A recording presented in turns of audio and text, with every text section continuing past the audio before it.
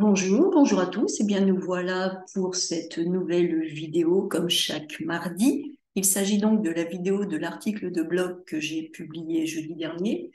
Et c'est un article que j'ai consacré au vocabulaire des loisirs et j'en ai également profité pour vous présenter le thème des cours de français du mois de juillet.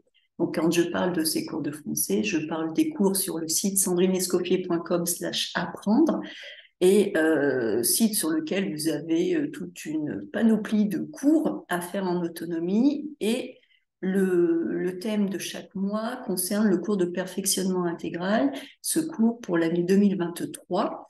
Donc, au mois de juin, nous avions travaillé sur le bac. On a beaucoup travaillé au mois de juin, on a fait tout ça. Donc, nous avions travaillé sur le bac et nous abordons à présent le mois de juillet avec les vacances, les loisirs, donc aussi bien le vocabulaire que l'histoire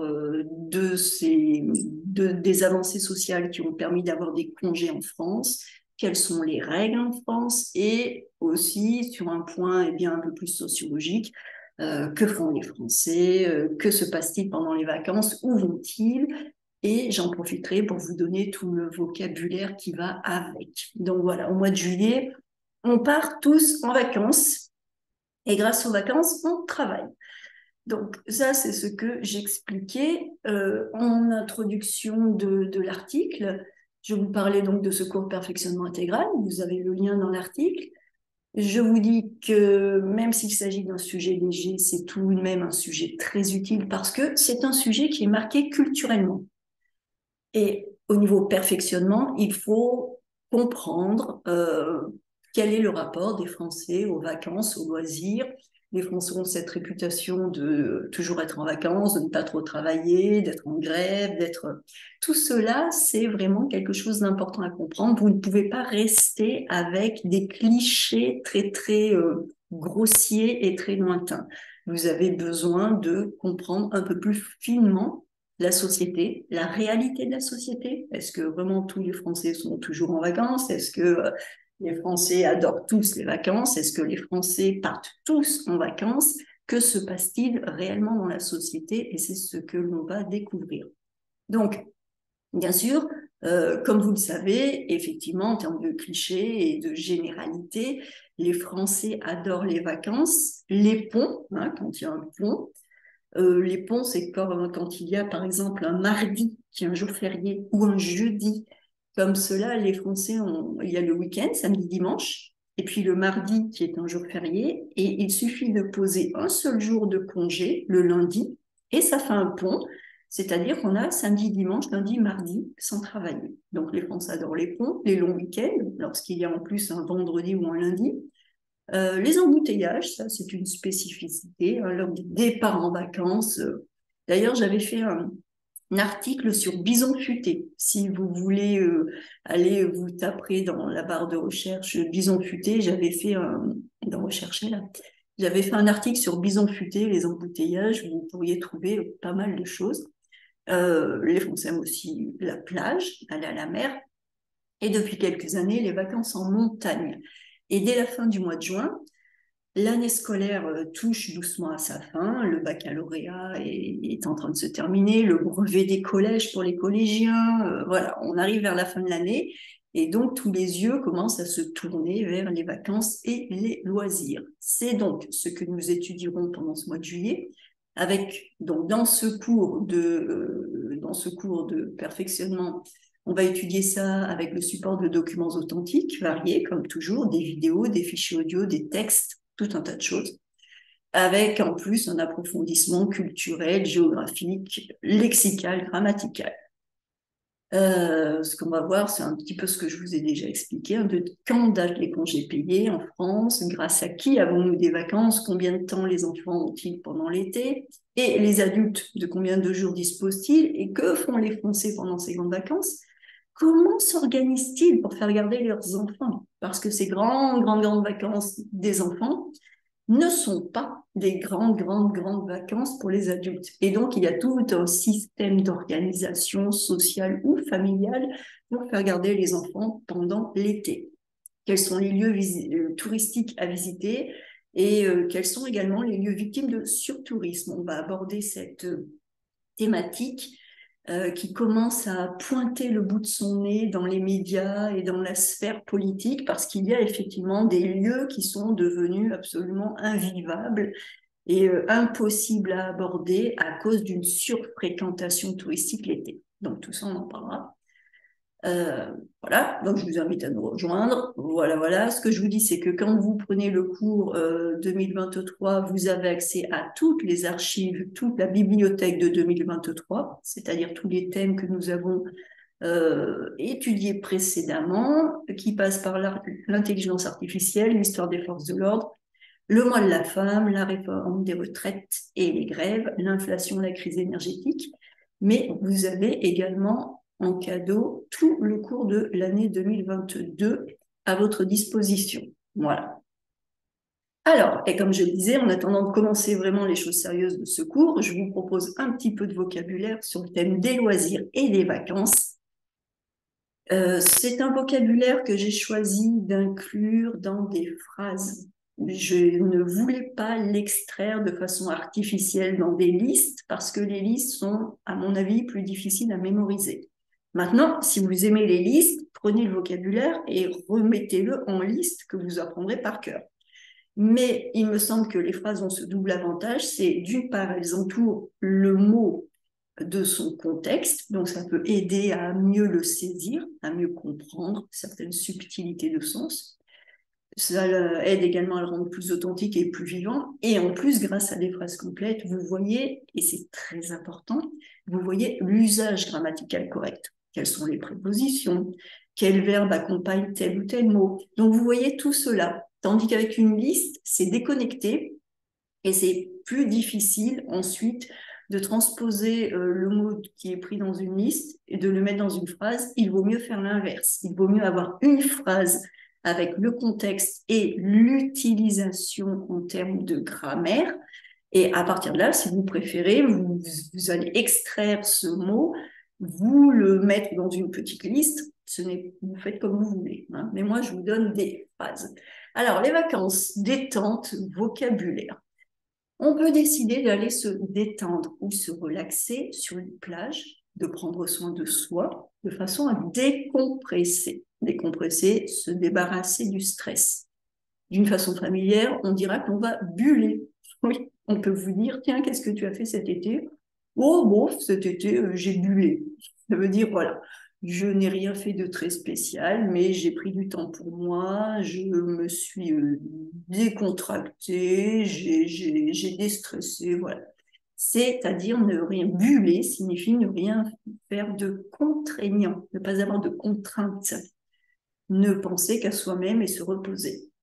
Alors, les gens qui choisissent d'aller à la mer peuvent passer du temps à bronzer. Voilà, c'est une activité très, très prisée, bronzer, lire.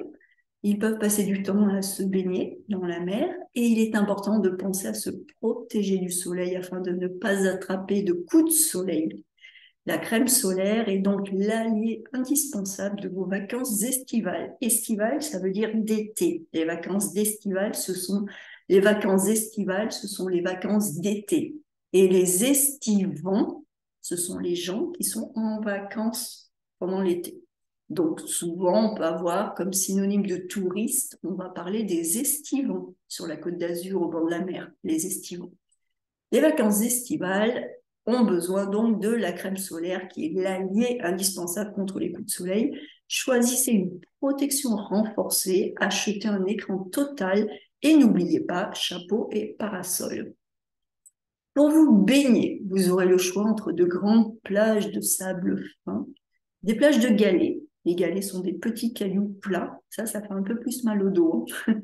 Et les plages de galets, vous les trouverez en particulier si vous allez du côté de Nice, où vous pourrez également vous baigner dans des petites criques sauvages. Les calanques sont très appréciées, mais malheureusement prises d'assaut et au final moins agréables en pleine saison touristique. Les calanques, je vous ai mis le lien et c'est quelque chose, c'est très joli, hein, ça fait comme des petites criques sauvages, mais les calanques, voilà, ce sont des petits endroits sauvages qui sont accessibles très souvent uniquement à pied. mais qui sont malheureusement victimes de leur... Ah ben là, je suis tombée sur le site de réservation, mais c'est pas grave, je voulais, comme on voit un peu mieux la photo, voilà, ce sont des petits endroits, des petites criques. Il n'y a pas forcément de plage dans les calanques, ou alors des calanques toutes petites, mais c'est très joli. C'était sauvage et aujourd'hui c'est pris d'assaut par les touristes. Mais sait-on jamais, si vous sur la côte d'Azur, on peut aller dans des calanques. Je vous ai mis une photo d'une plage de sable fin, un parasol, un petit banc. Là, on voit les branches d'un palmier ou d'un cocotier, je ne sais pas trop. Alors, les vacances peuvent également être sportives. Certains d'entre vous préféreront probablement partir en vacances à la montagne. Car pour d'autres vacanciers, ceux qui ne veulent pas aller à la mer, les vacances sont l'occasion de bouger, se dépenser, faire du sport. Donc pour ceux qui ne veulent pas bronzer, ils peuvent aller bouger. Un séjour à la montagne pourra donner lieu à de belles randonnées. Les randonnées, ce sont des promenades en montagne. Des belles randonnées en empruntant les GR balisés. Alors les GR, ce sont des sentiers, des petits chemins. Et GR, ça veut dire grande randonnée. Et il y a tout un système en France, quand on part se promener en montagne, eh bien, il y a comme des sortes de panneaux d'orientation pour vous aider. C'est comme les panneaux sur les routes, mais ce sont les panneaux dans les lieux de promenade, de randonnée. Et ce sont des panneaux qui vous aident à ne pas trop vous perdre. Donc, on peut faire des randonnées en empruntant les GR, les sentiers de grande randonnée, qui sont balisés. Balisés, ça veut dire qu'ils ont été réalisés exprès pour que du public puisse venir se promener dessus. Donc, en général, ils sont un peu entretenus, pas trop dangereux. Il peut y avoir des passages dangereux, mais bon, pas trop. Pour de longues escapades. Une escapade, hein, ça vient, on a la même racine que s'échapper. Si vous voulez vous échapper, changer d'air, changer d'atmosphère, vous allez faire une escapade, une sortie. Pour de longues escapades, pourquoi ne pas dormir en refuge d'altitude dans les montagnes? En France, il y a beaucoup, comme il y a les sentiers balisés, il y a également des refuges. Alors, il y a des refuges qui sont tout simplement, je dirais, en libre service. Vous arrivez et puis vous vous installez si vous trouvez de la place. Et il y a pas mal de refuges dans lesquels il y a des gardiens. Il y a des gardiens qui s'occupent du refuge, qui peuvent même proposer à manger. Et les refuges sont des sortes de haltes pour les randonneurs ou pour les alpinistes, des gens qui sont en train d'approcher la montagne qu'ils veulent escalader. Ce sont donc des haltes qui permettent de dormir, de manger. Pas mal de ces refuges sont ravitaillés parce qu'ils sont dans des coins absolument improbables en haute montagne. Les refuges de haute montagne peuvent être ravitaillés par hélicoptère. Il y a des refuges de moyenne montagne qui peuvent être ravitaillés par des 4x4, mais il y a des refuges d'altitude de haute montagne ravitaillés par hélicoptère. Ça peut être sympa, personnellement, je n'apprécie pas trop, mais bon, ça permet de dormir voilà, dans un lit et d'avoir un café le matin. Et si vous êtes un peu plus courageux, vous pouvez dormir à la belle étoile. La belle étoile, ça veut dire dormir à l'extérieur. Alors, parfois, des gens disent qu'ils dorment à la belle étoile et quand même, ils dorment sous une toile de tente. Mais si vous dormez vraiment à la belle étoile, vous emmenez uniquement votre sac de couchage, une couverture, ce que vous voulez, et vous vous étendez dans l'herbe et vous dormez en admirant les étoiles. Ça, c'est pour les plus téméraires, parce qu'il y a des petites bêtes qui vont venir vous chatouiller, il y a plein de choses qui peuvent se passer. Pensez à vous équiper correctement en ayant de bonnes chaussures de marche. Sinon, gare aux ampoules. Les ampoules, ce sont les petites blessures qu'on se fait au pied à cause du frottement de la chaussure ou de la chaussette sur la peau du pied. Et quand on fait des randonnées, on peut avoir des ampoules. Une fois qu'on a une ampoule, on a mal et ça empêche de marcher correctement, donc c'est très gênant. Pensez également à emmener de quoi vous protéger du vent et de la pluie afin de parer à toute éventualité. Parer à, c'est se protéger. En montagne, le temps peut être très changeant, variable. Et un départ en promenade sous le soleil peut finir sous une pluie battante. Une pluie battante, c'est une pluie très forte. Prenez soin d'emporter une bonne vieille carte, une carte une carte géographique. Donc, il existe des cartes avec, justement, je remonte, ah non, je suis allée trop loin. Il existe justement, si vous aimez vous promener en montagne, il y a des cartes avec les GR. Les GR sont cartographiés. Donc, ce sont des chemins tout à fait officiels, tracés, et ça évite de se perdre de suivre un GR. Donc, je vous dis, prenez soin d'emporter une bonne vieille carte et une boussole. La boussole que vous pouvez souvent confondre avec un compas, parce que c'est anglais compas, sauf que le compas en français, c'est le compas pour faire des mathématiques, le compas de ma jeunesse, un compas en géométrie plutôt. Hop, un compas en géométrie, et voilà, le compas qui sert à tracer des cercles. Ça, c'est un compas en français. Une boussole, je vais le mettre sur les calanques, une boussole, c'est ce qui sert à vous indiquer le nord pour ne pas vous perdre. Je dis dans l'article, pensez à emmener une bonne vieille carte et une boussole en cas de besoin. Cela pourrait être utile pour retrouver votre chemin. On peut se perdre. En effet, on a tendance à se reposer. Se reposer sur, c'est faire confiance. On se repose sur ses amis, on se repose sur sa famille, on se repose sur son téléphone. Mais au sommet d'une montagne ou au milieu d'une forêt, on n'a pas toujours de réseau. D'autant plus si vous partez randonner 2 jours, peut-être que vous n'aurez plus de batterie. Les vacances culturelles. Pour d'autres, les vacances, on n'est pas toujours obligé d'aller bronzer sur une plage ou randonner en montagne. Pour d'autres personnes, les vacances riment avec culture, qu'il s'agisse de culture historique, culture architecturale ou de culture artistique. Les musées, les expositions, les festivals, les concerts, les châteaux, les abbayes, les églises, les cathédrales, les monuments historiques, ruines, vestiges du passé, que de choses à voir. Une abbaye. Savez-vous ce qu'est une abbaye? Il y a énormément d'abbayes à visiter en France. Une abbaye, c'est très très beau. Hop là, c'est comme une sorte de, c'est un monastère, donc ce n'est pas vraiment une église. L'église, c'est le lieu dans lequel on va dire la messe. Et l'abbaye, c'est le lieu dans lequel habitaient des moines ou des sœurs. Et il y a des abbayes qui sont absolument magnifiques à visiter en France. Il y a souvent des cloîtres, des cours intérieures avec des arcades.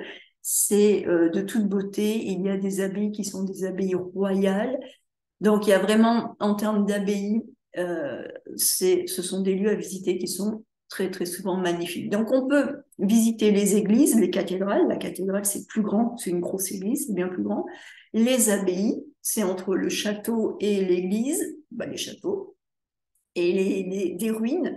Il y a certains châteaux ou certaines abbayes qui sont tombés en ruine, qui sont très vieux, mais qui laissent quand même des choses à voir, qui témoignent du passé, de la culture historique, qui peuvent être intéressantes ou intéressantes. Je me souviens plus du début de ma phrase.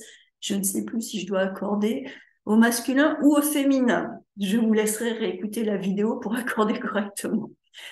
Je vous dis également de penser à vous informer auprès des offices du tourisme. Ça, c'est très important. L'office du tourisme pourra vous donner tous les prospectus, tous les dépliants, toutes les indications nécessaires, en particulier en matière d'horaires d'ouverture. Nous sommes en France. Les horaires peuvent être parfois, on a des surprises, parfois parce que c'est l'été, c'est beaucoup, beaucoup ouvert, ou parfois parce que c'est l'été et que certains personnels sont en vacances, c'est moins ouvert.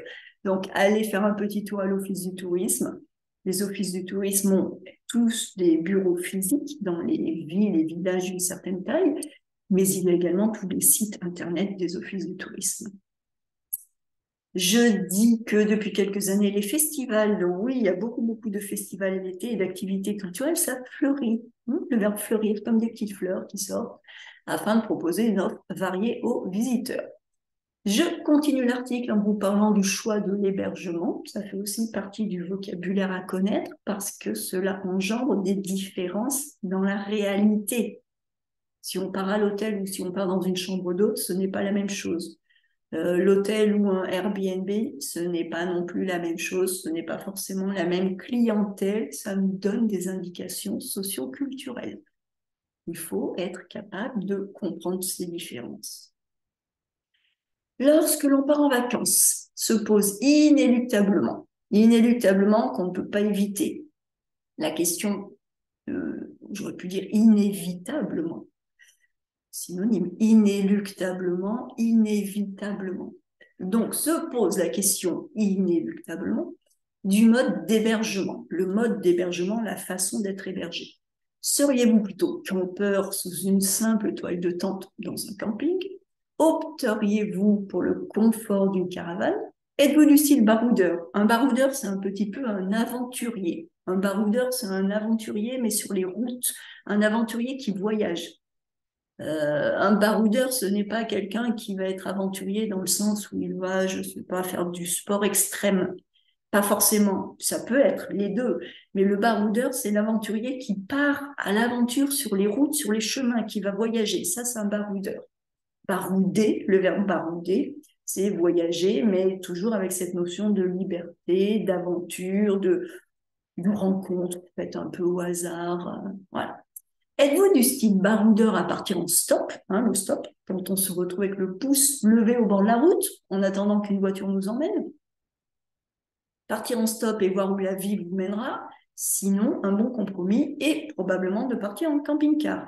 Notez que camping-car, c'est un mot qui n'est absolument pas français, mais cela, c'est le mot que nous avons gardé. Donc, la caravane, c'est uniquement ce qui va être tracté. Une caravane, c'est vraiment ce qui va être tracté par une voiture.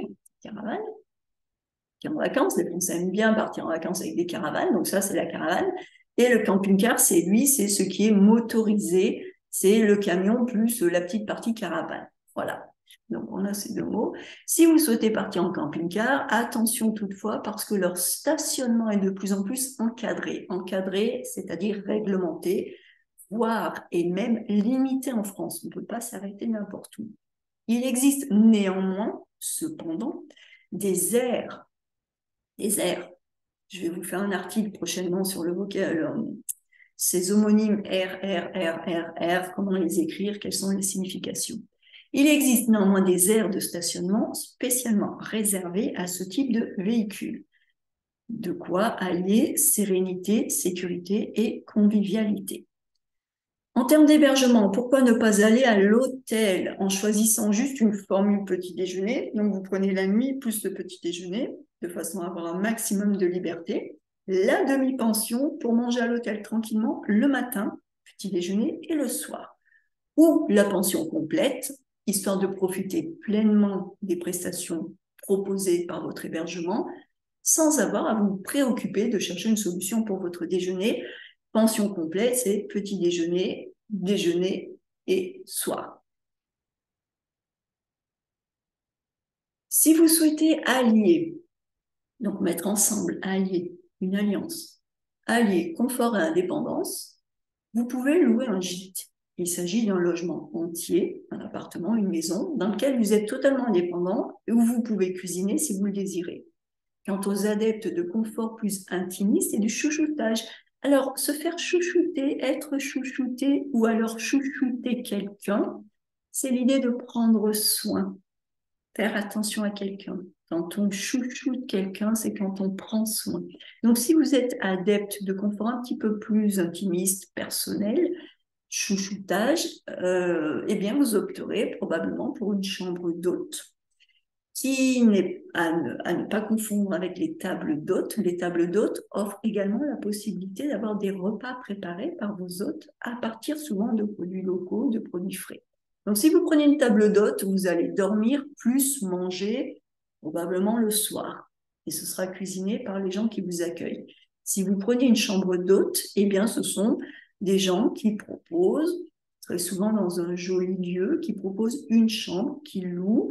C'est très souvent une chambre qui a une salle de bain et des sanitaires. Vous êtes complètement indépendant, mais vous n'êtes pas dans un hôtel. Vous êtes chez des particuliers en quelque sorte. Voilà. Les chambres d'hôtes vous offrent un hébergement soigné dans de jolis endroits touristiques, le tout en profitant des conseils des propriétaires quant aux activités touristiques de la région. Les plus de la chambre d'hôte sont la disponibilité des propriétaires qui ont en général une ou deux chambres à louer et font cela pour rencontrer des gens et leur faire partager les merveilles de leur, leur maison, de leur région. Voilà, les chambres d'hôtes, ça peut être très très sympa. C'est un budget qui est un petit peu plus élevé, mais c'est aussi confortable qu'un hôtel, bien plus intimiste, puisqu'il n'y a qu'une ou deux chambres par maison. Et vous pouvez réellement rencontrer vos hôtes, discuter avec eux de la région, de ce qu'il y a à voir. Voilà pour mon petit tour d'horizon du vocabulaire des loisirs et des vacances. C'est un avant-goût de ce que nous allons travailler ce mois de juillet. Vous l'aurez compris, ce temps de repos, alors de repos, ah ben voilà, il y a un E qui s'est glissé, de repos et d'évasion offre un éventail de possibilités imposant. Et donc, pour ce qui nous intéresse, pour l'apprentissage du français, ça offre tout un jargon. Le jargon, c'est le vocabulaire spécifique à connaître afin de pouvoir comprendre tout document authentique que vous auriez étudié, mais aussi de pouvoir vous exprimer finement sur le sujet. Ça fait tout à fait partie des sujets, le vocabulaire, les vacances, ça fait vraiment partie des sujets qui pourraient tomber pour un DALF, hein, ou pour un DALF B2 ou un DALF. Voilà, la façon qu'ont les Français d'envisager leurs vacances, ce qu'ils font, la place des vacances dans la société. Comme je le dis, il s'agit d'un sujet qui est a priori léger, mais qui doit être maîtrisé au niveau perfectionnement. Les loisirs et les vacances font réellement partie des marqueurs sociologiques d'une culture. Ils évoluent avec le temps, ils diffèrent d'une catégorie sociale à une autre. Et en tant qu'étudiant en langue française, il est important d'avoir à la fois une bonne connaissance culturelle et une connaissance linguistique suffisante afin de vous exprimer correctement sur ce thème. Donc, je pense que j'ai été encore assez bavarde aujourd'hui. C'est pas grave, vous avez l'habitude. Je vous laisse, comme je l'ai dit. Et si le cœur vous en dit, eh bien, venez nous rejoindre dans ce cours de perfectionnement. Hein. Venez nous rejoindre pour travailler avec nous. Vous aurez accès à tout 2022, tout 2023. Et pensez à vous abonner. C'est en haut, la colonne de droite, abonnez-vous. Parce que chaque samedi, je vous envoie une activité complémentaire, uniquement pour les abonnés. Et vous pouvez également accéder à une activité complémentaire si vous allez sur ce site. Vous vous inscrivez, c'est gratuit, sans engagement. Vous descendez et vous arrivez où? Ici. Voilà, blog et YouTube activités, vous cliquez, vous avez des activités, des petits exercices à faire en relation avec des articles du blog. Voilà tout ce que j'avais à vous dire. Eh bien, je vous souhaite une excellente semaine. Je vous retrouve jeudi pour le prochain article de blog. Je vais vous parler d'un sujet un peu moins drôle. Je vais vous parler de ce qui se passe en France en ce moment. Vocabulaire très important à connaître, compétences socioculturelles importantes à avoir, décryptage sociologique. Voilà, je vais vous proposer de faire un petit tour d'horizon de l'actualité sociale mouvementée en France en ce moment. Donc, je vous dis à jeudi pour le blog, à samedi pour les activités pour les abonnés et à mardi prochain pour la vidéo.